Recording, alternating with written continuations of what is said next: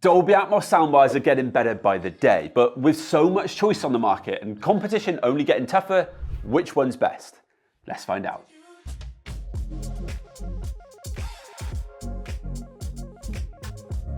Hey guys, Louis here from Smart Home Sounds, and yes, it's that time of year again. Now at Smart Home Sounds, we are constantly asked, what's the best soundbar? And although it's a great question, the answer just isn't as straightforward as you'd like. Now, I get it, it's a big decision, and while I don't believe there's a one-size-fits-all best soundbar, there is such a thing as the best soundbar for you, and that's exactly what we're going to get to the bottom of in this video. So, I've narrowed down the best Dolby Atmos soundbars to 6 top contenders. Now, I'm going to be looking at their sound quality, extra features, and of course, value for money to help you choose the right one for your setup. Now, if you want a deeper dive into any of these, then I'll drop a link to our soundbar review playlist in the description for you guys to check out. And also, if you caught this video last year, or actually if you've watched any of our videos before, then firstly, thanks for coming back. And secondly, please make sure you drop us a subscribe if you haven't already. 94% of people who've watched our videos haven't hit that button yet, but it really does help us out. And it means that we can keep making content like this to help you all out in the future.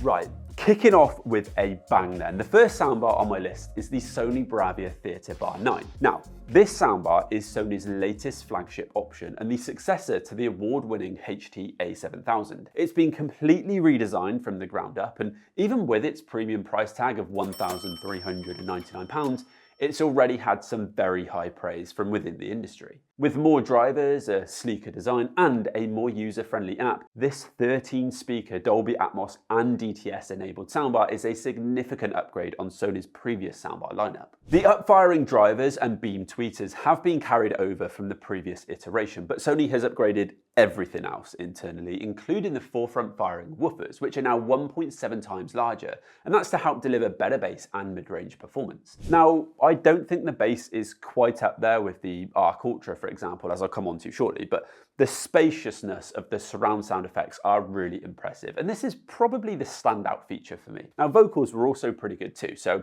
I've got no complaints there. Along with the impressive sound performance, the Theatre Bar 9 offers a lot of flexibility when it comes to expanding your setup too. With a healthy choice of subwoofers and rear surround sound speakers to choose from, there's plenty of options to suit every setup. And the fact that it can pair with a compatible Sony TV to enable acoustic center sync, where your soundbar and TV speakers work together, is also another bonus. It also supports Bluetooth 5.2 and Wi-Fi streaming via AirPlay and Spotify Connect, as well as Dolby Atmos and DTS. While the Bar 9 does offer improvements across the board on its predecessor, there are a couple of drawbacks to be aware of. The first being that the number of 4K HDMI inputs has been reduced from 2 to 1. Now, that's not the end of the world, but a bit inconvenient for some users with multiple devices. Secondly, while the design has improved, for me personally, I do find that it's a pretty large and boxy unit, and the design might date a little bit quicker than some of the others in the lineup. But that's just my personal opinion, and you might be a fan of the appearance. There's also no voice control on this one, and there's no longer Chromecast support either, which is a bit of a shame. Obviously, this isn't a cheap soundbar either, so if any of these drawbacks are deal breakers for you, then you might want to consider pushing your budget elsewhere.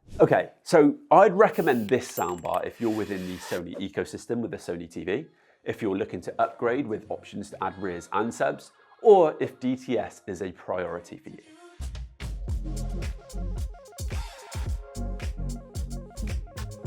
So, sticking with the theme of new flagship soundbars, the Sonos Arc Ultra is the latest addition to Sonos' soundbar lineup. Replacing the multi-award-winning Sonos Arc, this new flagship model boasts a totally revamped 14-driver array that delivers immersive 9.1.4 Dolby Atmos surround sound, all new sound motion technology, and it comes with a price tag of £999. If you've seen our full review of the Arc Ultra already, then you'll know we think it's a pretty significant upgrade over the previous Sonos Arc, around about 30% better overall, which is pretty impressive considering just how good the previous version was already. The soundbar places sound around the room way more effectively and delivers great center channel clarity. Now, one of the negatives for the Sonos Arc was we felt it could do with a bump up in bass, and Sonos have definitely delivered with the Arc Ultra. The new sound motion motion technology in the bass woofer helps this soundbar to deliver double the bass output of the Sonos Arc and is super impressive, especially considering the size of the soundbar. Now, I've been really impressed by the Arc Ultra's overall sound performance for both movies and music in testing, and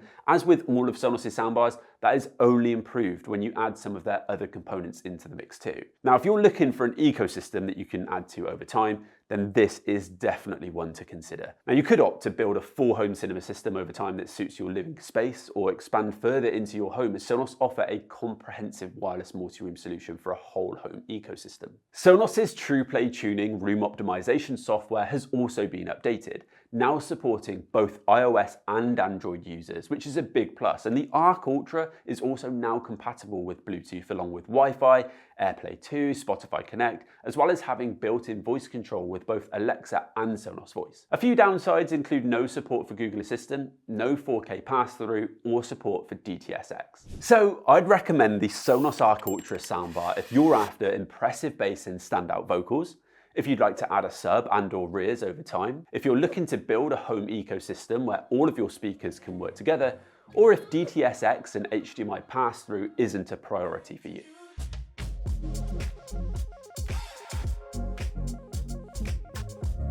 Okay, from one Ultra to another, the next soundbar on my list is the Bose Smart Ultra soundbar, which is the most affordable option in this lineup, coming in with a price tag of £899. We have a total of 9 speakers inside this soundbar, including 2 upwards firing speakers for immersive height effects. Now, it doesn't have dedicated side firing drivers, but from testing, it still manages to project sound pretty well around the room, delivering immersive Atmos effects with a nice and wide soundstage. Now, we highlighted its solid build quality and slim design in our last soundbar showdown, and my opinion on that hasn't really changed. I like how it looks under a TV. It also offers a good range of connectivity with Bluetooth 5.0, Wi-Fi, AirPlay 2, Spotify Connect and Chromecast, as well as built-in Alexa, and it supports Google Assistant too. But just remember though, there's no 4K pass-through, DTS or DTS:X on this one. The Bose app is also solid, and the Bose Adapt IQ tuning process still holds up really well amongst the competition.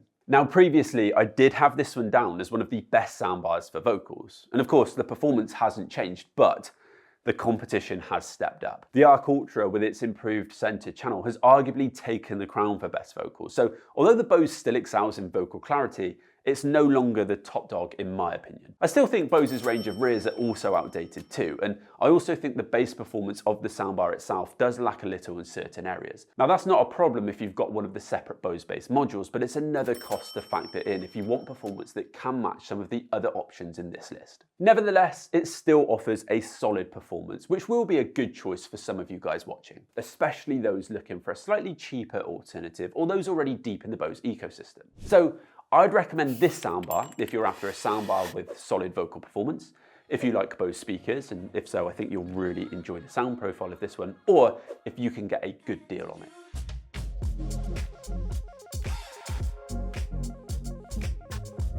Right, the next soundbar on my list is the Devialet Dione. Now, this isn't your average soundbar. The Dione is a luxury piece of tech, both in sound and style, and with a price tag of £1,800, it's definitely sitting in that luxury category. Now, unlike a lot of the other soundbars in this video, the Dione is designed as an all-in-one soundbar solution, and that means that you can't add a pair of rears or a subwoofer even if you wanted to. So sorry, but there's no chance of those phantoms being used anytime soon. But with 17 drivers and 950 watts of power, it's capable of delivering immersive 5.1.2 Dolby Atmos sound, and arguably the best bass performance that I've heard from a single soundbar. It's also got this pretty cool center channel orb here, which is fully rotatable. So this soundbar can be either wall mounted vertically or sat on top of a TV stand, and the orb can be moved for either orientation. Now, last year, the Dione really did impress us with its incredible sound performance, and this year, well, it's still holding its own. Soundbars like the Arc Ultra are closing the gap, especially with the step up in bass, but the center channel on the Dione is still crystal clear, the Atmos effects are super immersive from a single unit, and the bass,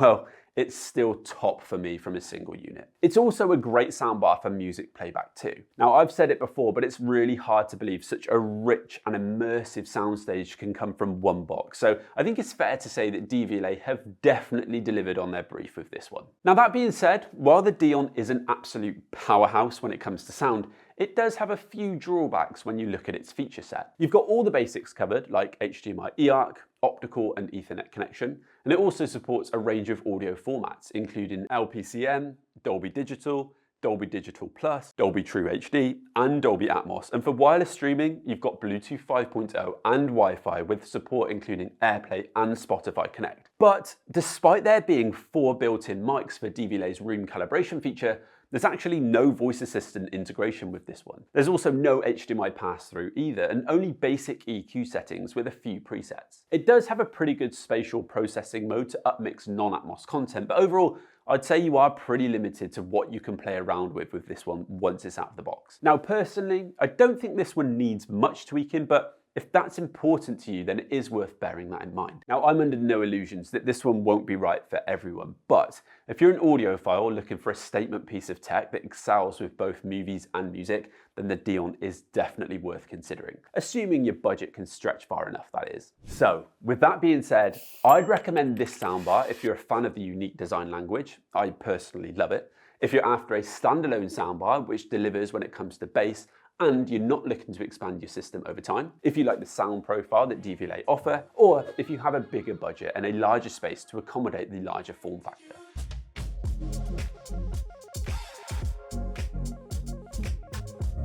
Next up, we have the Sennheiser Ambeo Plus, which, for those not sure, is a more compact and affordable version of Sennheiser's flagship Ambeo Max. Now, this one took top spot as my audiophile Atmos champion last time out, and although it's being pushed very close by the likes of the Arc Ultra and BRAVIA Bar 9, it's still holding up well in my opinion. Now, this one was pretty pricey at launch with its £1,299 RRP, but being released in 2022, you can find it a little cheaper nowadays, much closer to the £1,000 price mark. So what are you getting for your money? Well, the Ambeo Plus delivers impressive 7.1.4 Dolby Atmos surround sound, making it a great option for those who want Sennheiser's signature audio quality in a more manageable package. The Ambeo Plus packs 9 speakers into its sleek design with 3 front-facing drivers, 2 side-firing drivers, and 2 upward-firing drivers for immersive Dolby Atmos surround sound. It's also got Sennheiser's impressive virtualization technology, which helps deliver an optimal Atmos experience,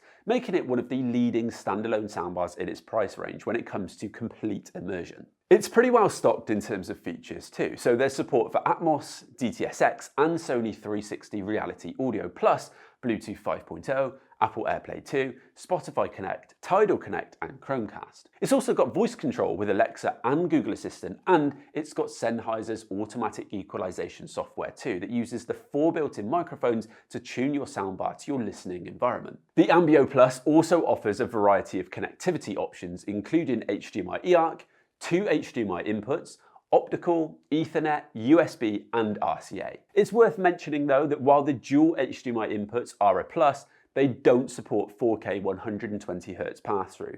So it's not the end of the world for casual gamers, but something to note for more hardcore gaming fans. That aside, Sennheiser's Ambeo mode is another nice addition, and it was good fun to play around with during testing. As you can probably guess, what really sets this soundbar apart is the level of detail and precision in its surround sound effects. Whether it's the sound of a bullet whizzing past or the wind rustling through a tree, it makes it feel like the action is happening right in your living room, which is pretty impressive from a standalone unit. Now, don't get me wrong, like all of these soundbars, it's not perfect. Yes, the surround sound is good as it is, but it won't beat a multi-speaker setup. And one of the biggest drawbacks that we mentioned in last year's video was Sennheiser's lack of surround sound rear speakers for those who want to expand their setup. Now, unfortunately, we've had no movement on that topic. So while you can still add up to 4 Sennheiser Ambeo subs, budget providing of course, the Ambeo Plus does lack that extra bit of upgradability that some of the other options in this video have to offer. But this is still a very capable soundbar which ticks a lot of boxes. So with all of that being said, I'd recommend this soundbar if you'd put yourself in more of the audiophile category after a more refined performance, or if you're after solid build quality and you're not looking to add rears to your soundbar.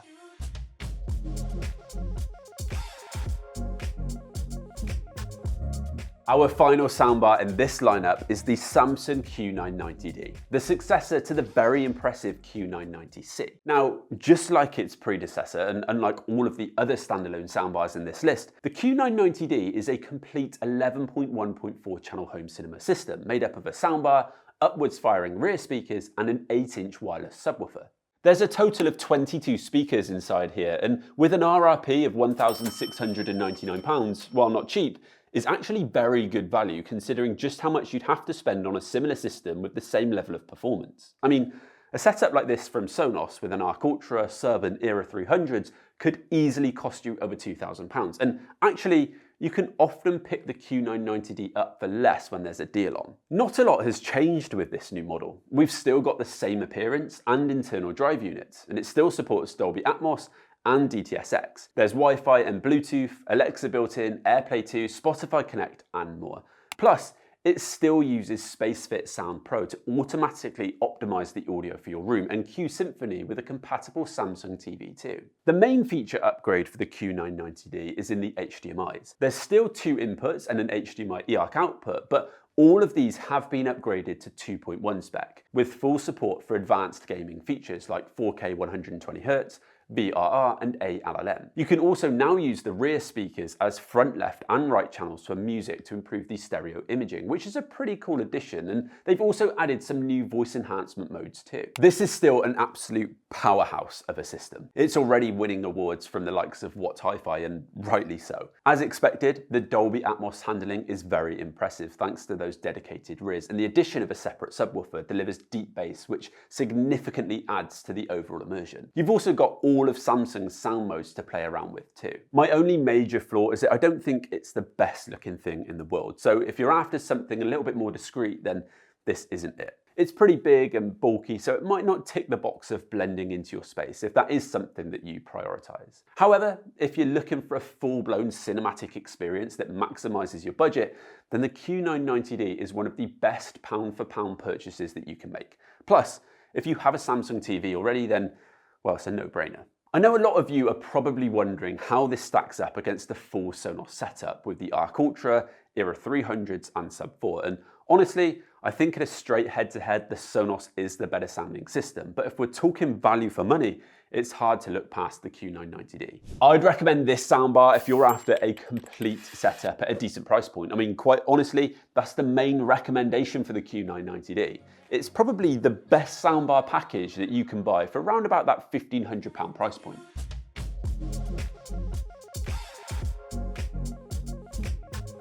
So there we have it, our top Dolby Atmos soundbars. All fantastic choices, and quite honestly, I don't think you'll go far wrong with any of them. Now, you've heard my recommendations for each soundbar, so hopefully by now you're starting to narrow them down for you. Now, as I said right at the very start of this one, it's tough to pick one best soundbar, as really it's about finding the best soundbar for you. But I know you guys like to have a winner, and so the best that I can do is share my personal pick of the lot. Now, I have gone back and forth about this quite a few times. The Q990D is one that I've kept going back to due to the overall bang for your buck. But the Arc Ultra has really impressed me in testing. No DTS:X isn't really a deal breaker for me personally, and I prefer the look of the Arc Ultra too. I would also look to add a Sub and Era 300s over time. Yes, more expensive than the Q990D, but long term, I feel it will give me the more immersive setup. But of course, that's just my personal opinion. What really matters is yours, and I'm sure that we're gonna see some healthy debate going on in the comments on this one as you guys share your top picks out of these soundbars. Now, the good thing is,